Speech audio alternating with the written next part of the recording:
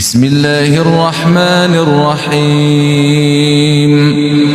الحمد لله الذي خلق السماوات والأرض وجعل الظلمات والنور ثم الذين كفروا بربهم يعدلون هو الذي خلقكم من طين ثم قضى أجلا وأجل مسمى عنده ثم أنتم تمترون وهو الله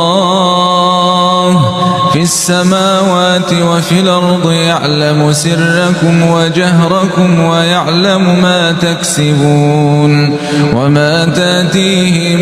من آية من آيات ربهم